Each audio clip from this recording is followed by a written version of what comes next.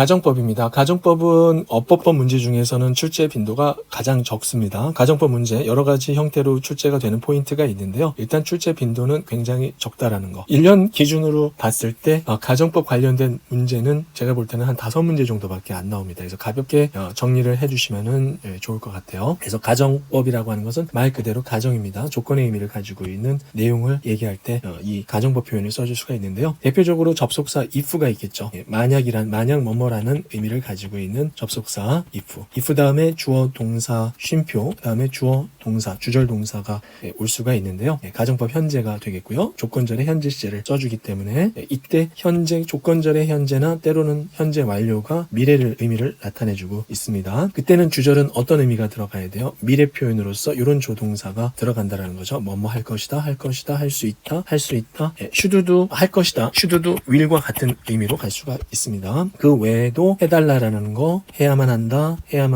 하는 것이 좋다. 그 다음에 할 예정이다. 그 다음에 하기로 되어 있다. 그 다음에 이것도 할 예정이다. 이런 미래 표현의 동사가 조건절의 현재 시제나 현재 완료 시제랑 온다라는 거고요. 그래서 해석을 해보면은 당신이 그것을 한다면 당신은 성공할 것이다. 미래 시제. 주절은 미래 시제. 그리고 조건절은 현재가 미래를 대신해 준다라는 거. 요거는 시제 시간에 언급을 했습니다. 그리고 잘 나오는 거는 바로 요겁니다. 주장, 요구, 명령, 제한. 우리가 이제 주요 명제라고 하는데요. 주요 명제. 그래서 여기 보면은 주장, 요구, 명령, 제한, 소망 이런 의미를 가지고 있는 동사가 나올 때는 that 뒤에 원형 동사를 써준다라는 거. 동사 어휘 문제를 나올 수가 있겠고요. 이런 의미를 가지고 있는 동사 의미 주장하다, insist, 요구하다, require, request, ask, demand나 urge라는 동사도 있겠고요. 명령하다, order, command. 그 다음에 잘 나오는 거는 제안하다 동사가 제일 잘 나옵니다. recommend, suggest, propose, move라는 동사도 제안하다라는 의미를 가지고는 있습니다. 그리고 소망하다 이런 동사요. 이런 동사 뒤에 that이 나올 때, that 나올 때는요. 그 뒤에는 원형 동사를 써줍니다. 아니면은 원형 동사 앞에 should를 넣을 수가 있겠고요. 그래서 시험에서는 원형 동사를 묻는 문제가 나올 수 있습니다. 수동태 구조일 때는 BPP 형태를 써줘야 되겠고요. 그런 식으로 정리해 주시면 됩니다. 주의사항은 suggest가 나타나다라는 보이다라는 동사로 쓰일 때는 that 이하의 동사 시제가 원형 동사가 아닌 다른 시제가 올 수가 있습니다. suggest가 제안하다라는 의미가 아니고요.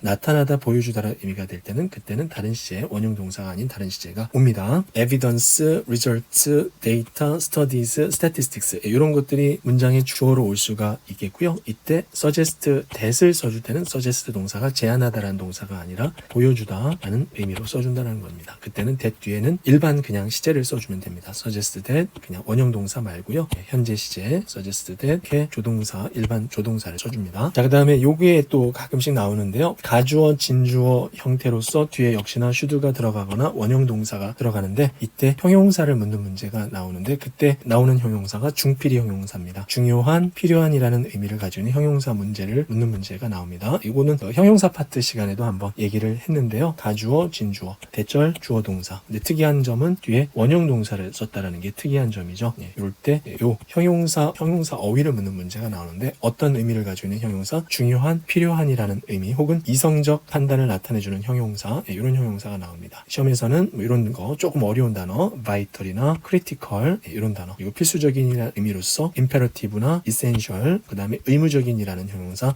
mandatory, compulsory 이런 단어가 형용사 어휘 문제로 나올 수가 있겠습니다. 자, 그 다음에 가정법 과거하고 과거 완료인데요. 시제 문제로는 파트 6에서는 거의 출제가 되지 않는다라고 보시면 되겠고요. 파트 6에서 만약에 시제 문제로서 조건절의 과거 시제를 선택하는 문제 이런 거는 파트 6에서는 거의 나오지 않는다라고 보시면 됩니다. 조건절의 과거 완료 시제를 선택하는 문제 이런 거 거의 안 나온다고 보시면 됩니다. 주절에 이런 거 would, could, should, might 원형 동사나 would, could, should, might, have, pp 이런 게 파트 6에서 시제 문제로 만약에 선택보기에 나오면은 그냥 정답이 아니라고 생각을 해도 됩니다. 일단은 이거는 이제 해석이 이렇게 해석이 된다 정도로만 알아주시면 되겠습니다. 그래서 가정법 과거는 조건절의 동사 시제가 과거 시제인데 현재 사실의 반대를 나타내 줍니다. 내가 너라면 내가 그것을 할 텐데 내가 당신이 아니어서 그것을 하지 않는다. 그래서 현재 사실의 반대라는 의미로 정리해 주시면 되겠고요. 가정법 과거 완료는 특징적인 것은 조건절과 주절에 완료 시제가 들어간다라는 게 특징이고요. 가정법 과거랑 비교했을 때는 얘는 현재를 기준으로 했다면은 가정법 과거 완료는 과거 사실의 반대가 되겠습니다. If I had been you 하면은 내가 당신이었다면 과거 의미로 해석해 주면 되겠고요. 그것을 했었을 텐데 근데 실질적으로는 하지 않았다라는 겁니다. 당신이 아니어서 하지 않았다. 이런 느낌을 주는 표현입니다. 됩니다. 그 다음에 가정법 미래, 요게 좀 나올 수 있습니다. 가정법 미래, if 다음에 주어. 이때 찡은 should가 있고 were to가 있는데 were to는 아직까지는 출제된 적은 없고요. should가 요게 몇 차례 출제된 적이 있습니다. 특히 도치된 형태로서 should가 조동사 문제로 정답으로 나올 수가 있겠습니다. 이때 should도 미래이기 때문에 주절도 미래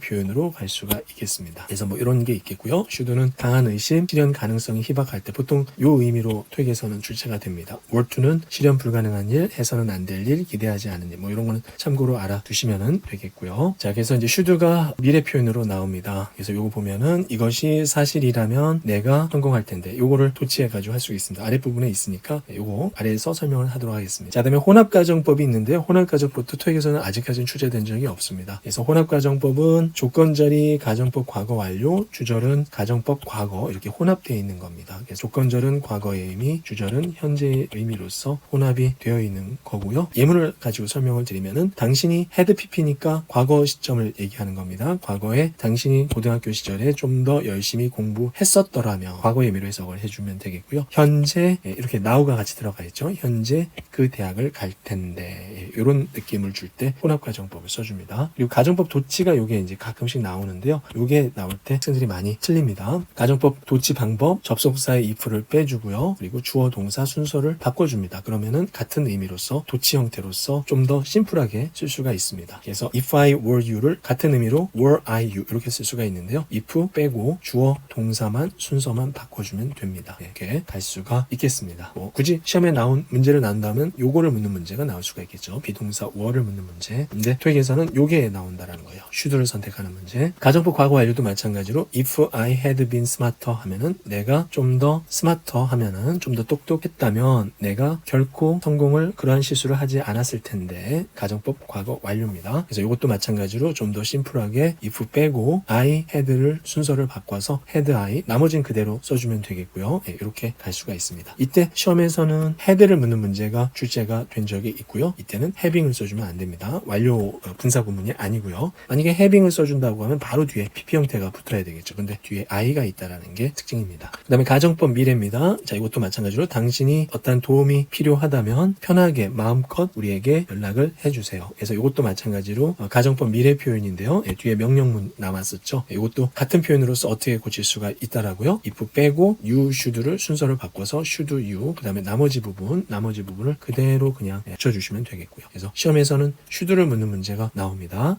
그리고 요게 앞에가 종속절 뒤에가 주절인데 요거를 순서를 바꿀 수가 있습니다. 그러면 문제가 더 어려워지겠죠. 그래서 요때 should를 또 선택하는 문제가 나옵니다. 이렇게요. 마치 접속사인 것처럼 문장과 문장 사이에 should를 선택하는 문제가 나옵니다. 자, 기타 부분입니다. 뭐뭇이 없다면이라는 표현 if it were not for나 if it had not been for 가정법 과거 완료 형태.